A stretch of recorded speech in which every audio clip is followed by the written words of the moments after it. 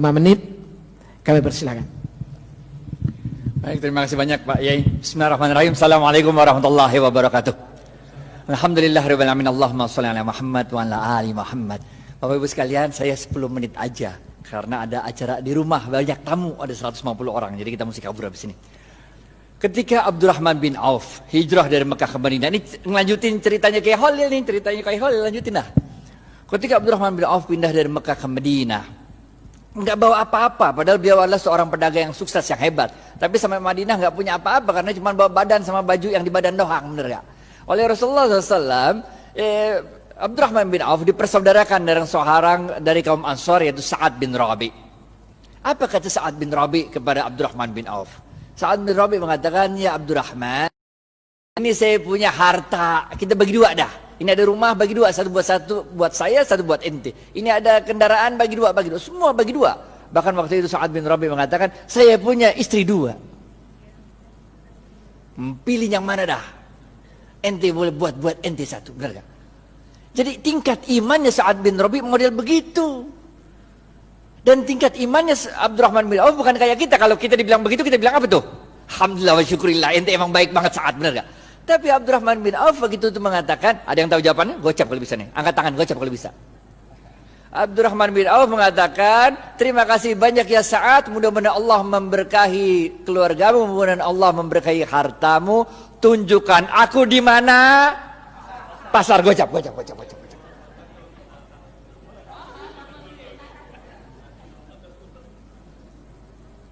Tunjukkan aku di mana pasar, men. Bener gak?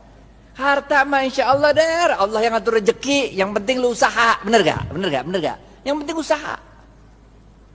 Udah, tunjukin pasar sama Sa'ad, jalan berdua ada tuh. Ngelengkapin kisahnya Kiai Fikri Bareno juga nih. Jalan. Sa'ad nanya, si Abdurrahman bin Auf nanya sama Sa'ad, ini pasarnya siapa nih Ad katanya? Orang Yahudi katanya.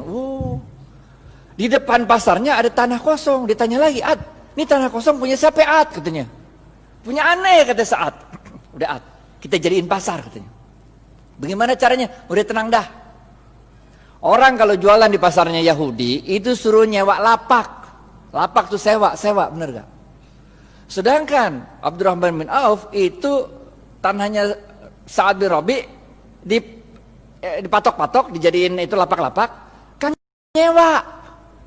Kaum muslimin silakan jualan aja di sini. Kalau untung bagi hasil. Ngerti gak? Lah itu kaum muhajirin yang pindah kan nggak punya harta yang dibawa, bener gak? Jadi kalau suruh bayar sewa kagak sanggup, bener gak? Jualan aja dulu, benar gak? Kalau untung bagi hasil nih. Itu sebabnya ekonomi Madinah mulai tumbuh. Seorang sahabat waktu itu datang kepada Rasulullah SAW, ya Rasulullah, kami ini dagang untungnya kecil, sedangkan orang-orang Yahudi dagang untungnya besar, sama-sama di Madinah nih. Nabi kaget, kok bisa begitu? Barangnya sama katanya. Kok bisa orang Yahudi untungnya gede, kalian untungnya kecil? Para sahabat menjawab, kami kalau dagang ngikutin caramu berdagang ya Rasul. Rasul tambah kaget lagi lah. Bagaimana caranya? Kami kalau dagang jujur. Kalau orang mau beli 1 kilo, saya nggak ngurangin timbangan, tetap 1 kilo. Kalau mau beli 1 meter, tetap 1 meter, nggak ngurangin ukuran. Sedangkan orang Yahudi kalau dagang curang, ngurangin timbangan, ngurangin ukuran. Makanya labanya untungnya gede, sedangkan kami untungnya kecil. Udah jujur belum tuh? Udah jujur kan? Apa kata Rasul? Cara kalian berdagang salah. Maukah aku beritahu bagaimana cara berdagang yang benar? Rasulullah SAW mengatakan, kalau ada orang mau beli, ente jangan kurangin, ente lebihin. Ngerti gak? Zaman saya kecil tuh, kalau orang jual kacang tuh, habis di sendok 2 biji, ditambahin dikit, biar anget. Ngerti gak? Kalau jual duku tuh, habis ditimbang, tambahin dikit, biar anget. Ngerti gak? Jual daging, potong tuh, habis itu tambahin dikit, biar anget. Tahu gak? Apa yang kejadian? Orang-orang yang biasa belanja di pasar Madinah, orang Yahudi, sekarang pindah ke tempatnya orang Muslim. Karena pertama, orang ngomong dari mulut ke mulut. Kalau belanja di pasarnya orang Islam aja enak, 1 kilonya berat. Kalau tempat orang Yahudi 1 kilo enakan pasar orang Islam, kalau 1 kilonya banyak. Kalau tempat orang Yahudi 1 kilonya dikit. Ini rahasia yang pertama. Rahasia yang kedua, Tiap kali dia jualan kan berarti dia sodakoh. Ngelebihin, bener gak? Kalau sodakoh ente ngundang barokahnya Allah. Paham gak? Jadi Bapak Ibu sekalian, ini kita tarik 2 pelajaran penting. Yang pertama, kalau bisnis jangan curang. Ngapain bisnis curang? Bener gak? Kita orang Islam men, kalau ente orang Islam sholat tapi bisnis curang, enggak oke. Yang pertama nih, bisnis jangan curang, jangan ngurangin timbangan, jangan ngurangin hak pembeli. Yang kedua apa? Yang kedua, kalau bisnis itu banyakin sodakoh, ngejar barokah. Makanya kita diajarkan oleh Rasulullah SAW sebuah doa yang sangat ada yang tahu doanya? Doa mau makan, doa mau makan, doa mau makan, doa mau makan, doa mau makan. Woi gocap woi, ya bu. Allahumma barik lana, gocap.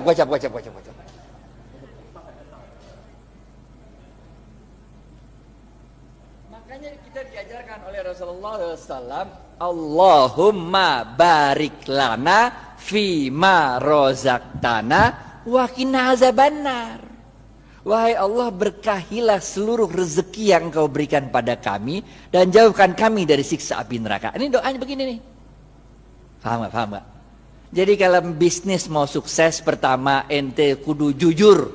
Tapi jujur aja kagak cukup, kita juga harus cerdas, harus fatonah, harus tabligh, benar ya? Ente jujur tapi bego, ya udah ente selamat dunia tapi ente senep. Ente harus jujur, cerdas. Dan jangan lupa apa? Cari barokahnya Allah.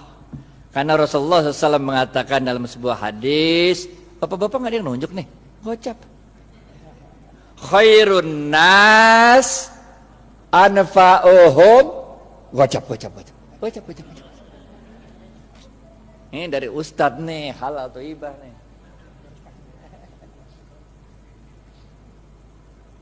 Paham ya? Yang pertama nih, kudu jujur, sidik amanah. Sidik jujur kepada Allah. Kalau Allah bilang haram, tinggalin aja dah. Amanah, itu kalau dikasih kepercayaan sama orang jangan dirusak, pegang baik-baik, benar gak? Selain jujur kita juga harus cerdas dalam membaca situasi, fatonah, cerdas dalam menyampaikan sesuatu, tabligh. Kagak cukup yang ini doa. Yang ketiga, benar gak? Jujur, cerdas. Yang ketiga, cari barokahnya Allah. Khairun nas anfa'uhum linnas. Sebaik-baik manusia adalah yang paling banyak memberi manfaat bagi manusia lain. Ngapain kaya sendirian, gak asik walaupun halal. Ngerti gak? Gak asik kaya halal tapi gak nyeberin barokah, gak asik. Orang bilang dia kaya tapi pelit, benar gak? Yang keempat, terakhir nih, habis nih. Oke, yang terakhir, keempat. Jangan lupa Rasulullah SAW bersabda, man lam yashkurin nas. Susah ya? Pilihan berganda. A, man lam yashkurin nas lam yashkurillah. B, man lam. A atau B? A.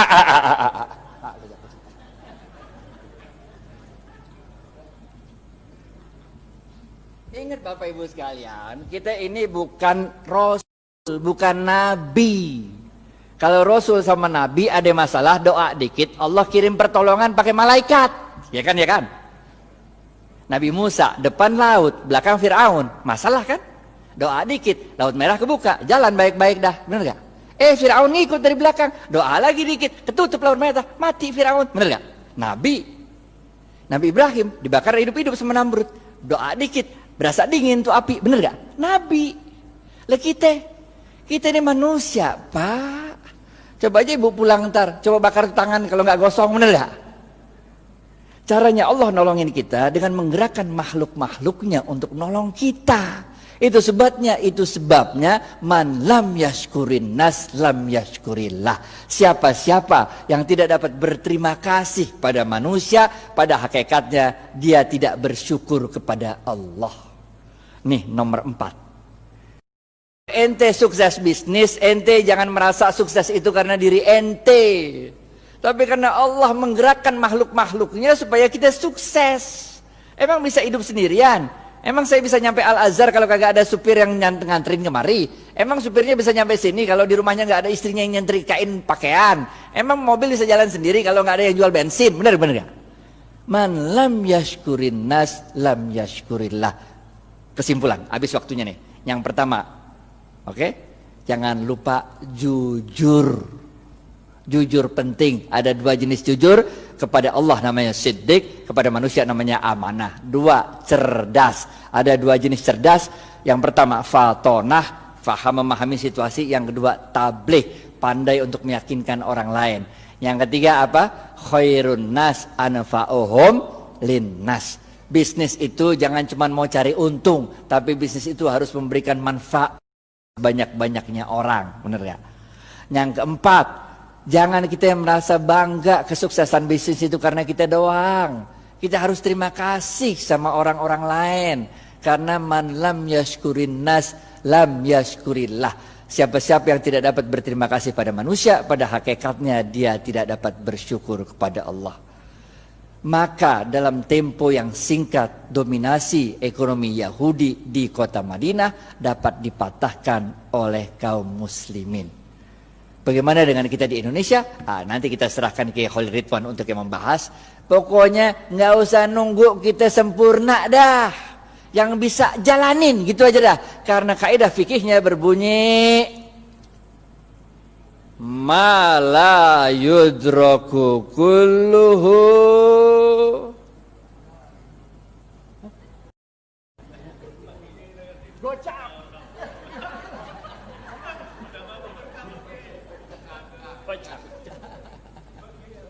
ma la yudraku kulluhu la yudraku kulluhu. Kalau engkau tidak dapat melakukan kebaikan itu 100%, jangan engkau tinggalkan kebaikan itu 100%. Jangan nunggu sempurna baru kita lakukan. Lakuin dulu, nggak usah nunggu tajwid, makhraj sama tahsinnya benar. Jangan nggak usah, sholat aja sholat, benar kan? Nggak usah nunggu kita sempurna baru kita jalan, nggak usah, jalanin aja dulu dah. Karena dalam sebuah hadis qudsi Allah mengatakan, amalkan apa yang engkau ketahui, niscaya akan aku beritahu apa yang tidak engkau ketahui. Jalanin aja, jalanin. Karena barokah fil harokah. Barokah itu adanya dalam harokah, dalam pergerakan. Jalanin aja, kayak Siti Hajar lari dari Safa ke Marwah, bener gak? Itu kan lucu, coba udah Safa Marwah lari-lari 7 kali bolak-balik, kagak ada air, bener gak? Yang nemuin air siapa? Ismail. Yang capek lari siapa? Hajar. Nggak penting men siapa yang nemuin air, bener gak? Yang penting inna sofa wal marwata min sa'airillah. Dicatat sama Allah usahanya Hajar itu, dicatat sebagai min sa'airillah, tanda-tanda kebesaran Allah. Nggak penting kalau kita usaha tuh bahwa kehebatan usaha kita itu dia dinikmati oleh kita, nggak penting. Bahkan ketika besok pun mau kiamat, kalau punya bibit lu tanam, ngerti gak?